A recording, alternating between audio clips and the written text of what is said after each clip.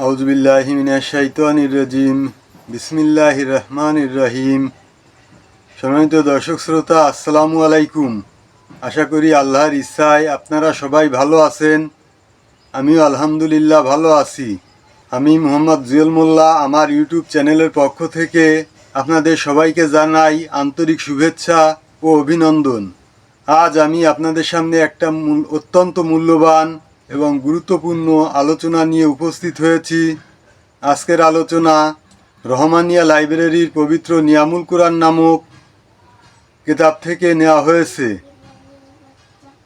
নিয়ামুল কুরআনে 20 নম্বর পৃষ্ঠা থেকে নেওয়া হয়েছে। আমরা সবাই জানি মহান আল্লাহ তাআলার 99টি নাম রয়েছে। আল্লাহ নিজেই ঘোষণা দিয়েছেন, উদউনি আস্তাজিব লাকুম ফাদউহু বিহা, অর্থাৎ আমার সুন্দর সুন্দর নাম রয়েছে, এই সব নাম ধরে তোমরা আমাকে ডাকো, আমি তোমাদের ডাকে সাড়া দেব। অর্থাৎ আল্লাহ নিজেই যখন ঘোষণা দিয়েছেন তখন ইহার কার্যকারিতায় কোনো সন্দেহ নাই।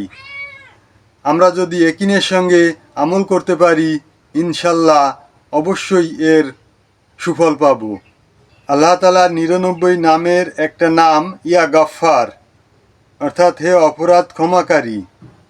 আজকের আলোচনা ইয়া গফফার নামের ফজিলত সম্পর্কে। এই নাম নিম্নলিখিত রূপে, অর্থাৎ এই নাম জুমার নামাজের পর 100 বার পাঠ করিলে গুনাহ মাফ হয়, যাবতীয় অভাব দূর হয় ও সুখে বসবাস করা যায়।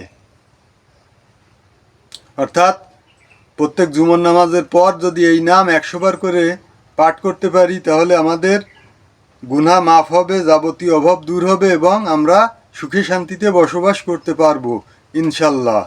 সম্মানিত দর্শক শ্রোতা, আজকের আলোচনা এই পর্যন্তই। আশা করি আজকের আলোচনা আপনাদের সবার কাছে খুবই ভালো লেগেছে।